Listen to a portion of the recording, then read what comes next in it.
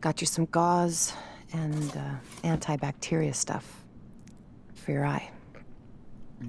Hey, don't wolf that down. Or at least take a breath. Like you care. Sean. I do. Come on, Karen. Don't act all hurt. It's too late. Where were you when I broke my leg when I was 13? Not with me. When Daniel got a bad flu a couple years ago? You didn't sleep next to him every night. Where were you? Where were you? Fair enough. So let's talk, because we do have to get your brother out of a cult. I'm listening.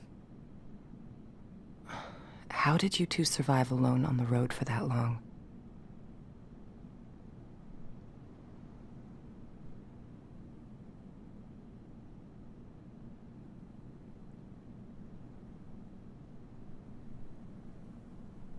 Dad taught me responsibility. He always wanted us to know how to take care of each other. Good. How did you go to Beaver Creek? You know I don't have to answer your questions, right? You're right. So tell me what you want from me, Sean. Nothing, Karen. I mean, what do you want from me? A fucking hug? Hey, I just want you to know what I did, and why, if you care. So, ask me anything.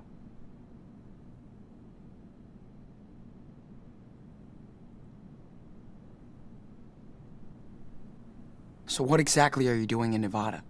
You live around here? No, I'm way out in Arizona. Sean, I told you. Your friend Jacob wrote my P.O. box and said Daniel was in trouble. That's it.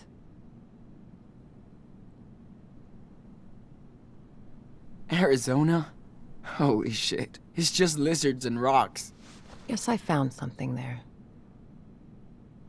New York didn't really do me good, so...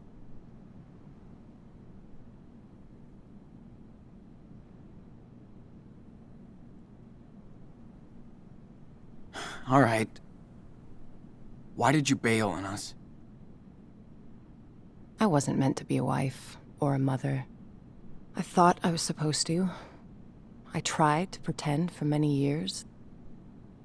But I wasn't happy, and the urge to leave just became unbearable. I had no other choice. Are you serious? You chose this life. You fell in love. You made your own choices, right? Making your own choices doesn't mean you can never fool yourself, Sean. After I had Daniel, you were about 8, and Esteban's garage was getting busy. There was so much going on around me, yet somehow I just felt that my own life was just slipping away. Felt like an empty shell. Sean, it was the hardest decision I ever made. I knew I might never see you all again, but I took that responsibility.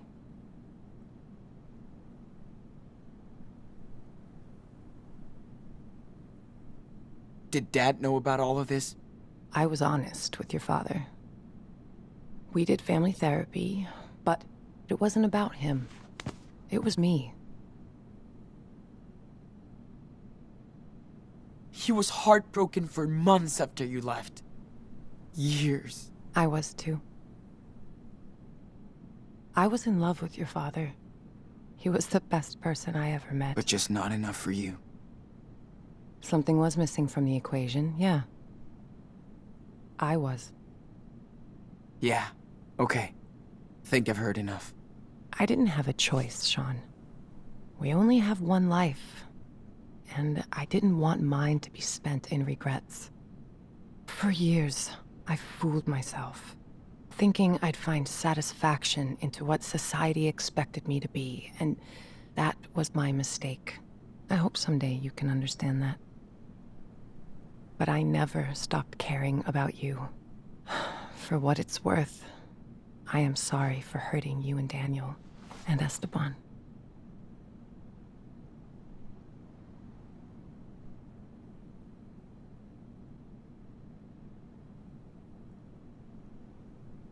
I'm not. We were a real family. Without you. Well, Esteban was meant to be a father. I knew he would take care of you the way you deserved. Except he's dead. We've got no one left.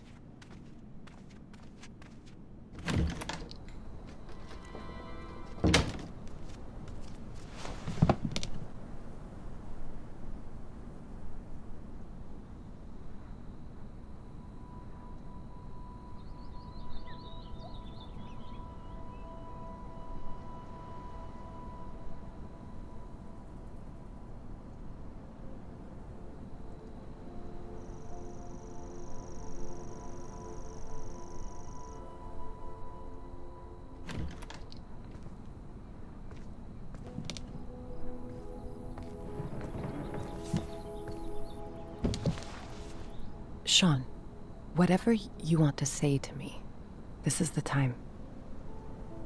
Let's just get it all out in the open. See what happens.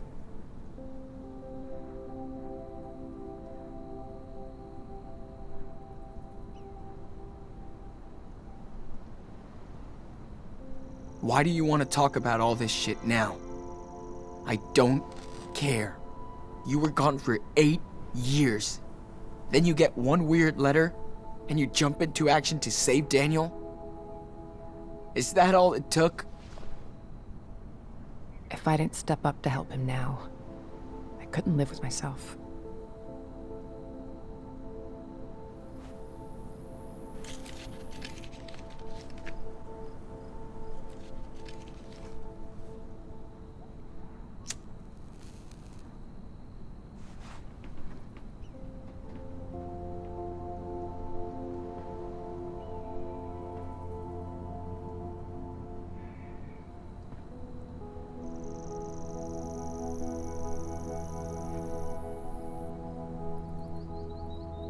Oh man, Esteban hated when I smoked.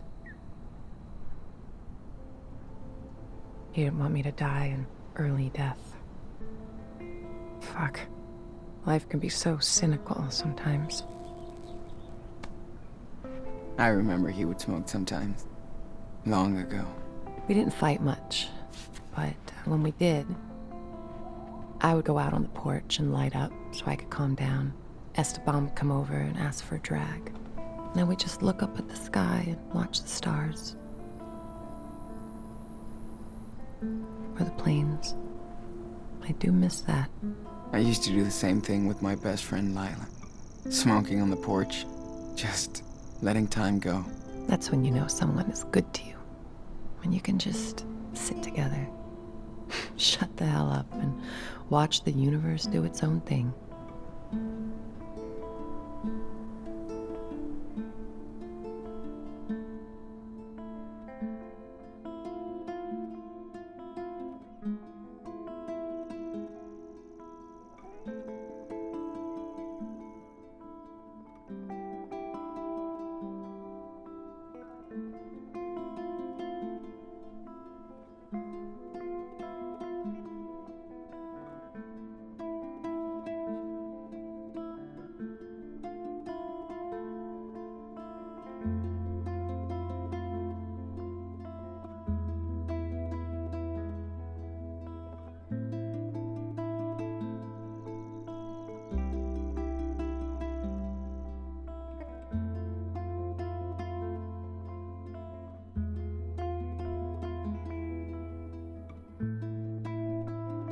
We should go back inside.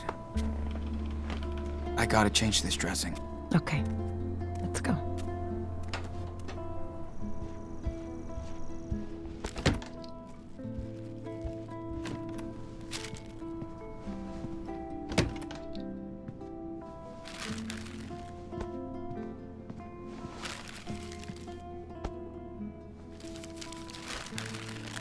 Sean, I know I can't change the past. Or what I did, but this is about helping your brother. You gotta trust me this one time.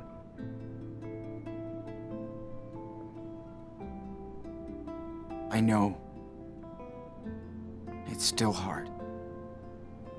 But yes, We have to be a team to rescue Daniel. We can do it. Okay. How? We need to get in touch with this Jacob. He obviously knows a lot more than us about the church. Well, I called him when you were out. We can meet with him tomorrow. Okay, good. I also got these, just in case. Okay. Better take care of the eye. So, you feel like telling me the story here? Not really. Gotcha. Here, try this on.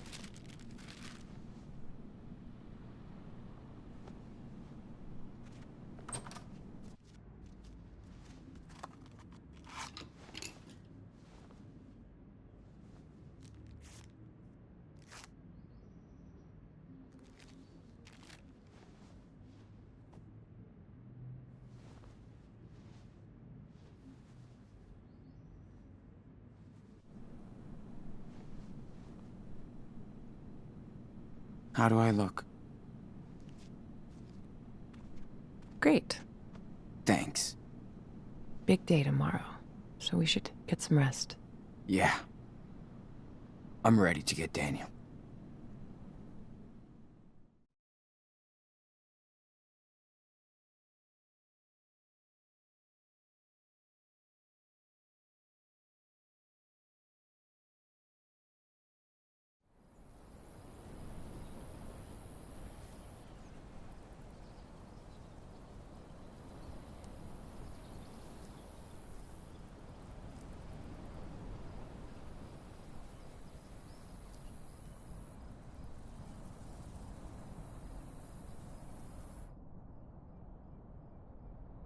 Sure he's gonna show up? He better. He promised. Well, if he doesn't find us, we'll find him. I can't believe how much crap you guys have been through. Makes me want to punch in the face each and every asshole that got in your way. Yeah. Good thing we got to meet amazing people, too. Life on the road is all about that. The sweet encounters. Hope I can see them again someday. Oh, you will. So tell me about Daniel. What's he like?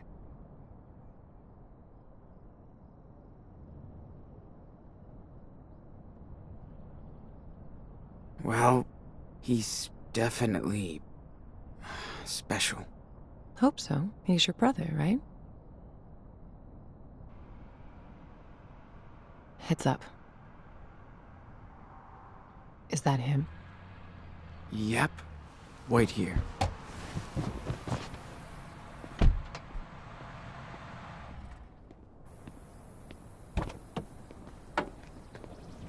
Sean! What happened?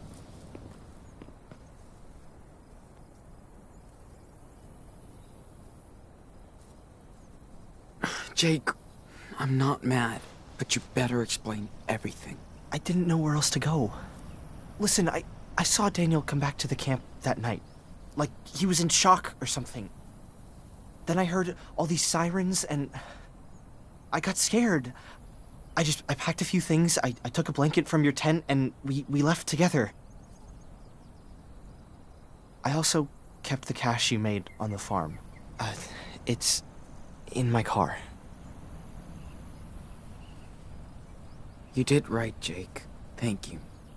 You have no idea what he looked like when I found him that night, Sean.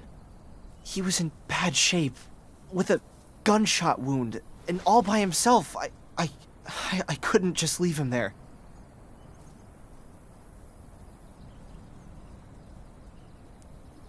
What about the others? Hannah, Cassidy, Penny? What happened to them? They ran over to Meryl's place when they found out Finn was gone. That was the last time I saw them. Then on our way out here, Daniel told me more about what happened that night. How scared he was.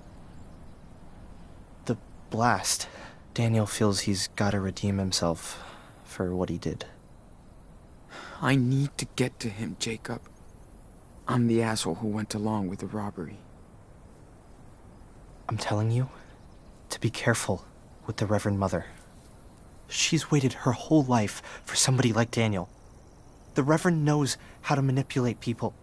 She's good at this. He wants to stay with her.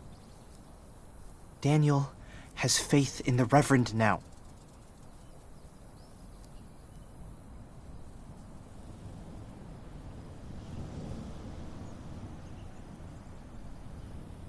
Yeah, not afraid of that Lisbeth of yours. I'm getting Daniel out of here.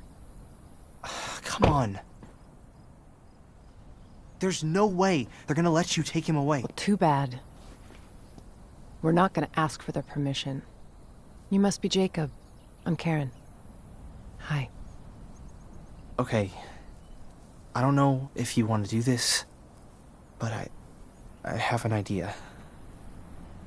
I think school must be over by now, but Lisbeth will stay at the church with Daniel for his special classes. That'll give us time to sneak into the compound before we get to them. I'll be on the lookout. Keep watch in case it all goes to shit. Sean, stay on the walkie. Sounds like a plan. One more thing. We have to get my sister, too. Sarah Lee. Really, Jacob? Come on, man.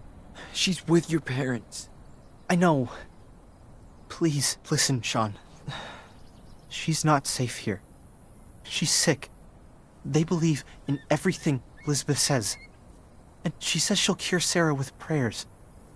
I know you understand, right? Damn, Jake.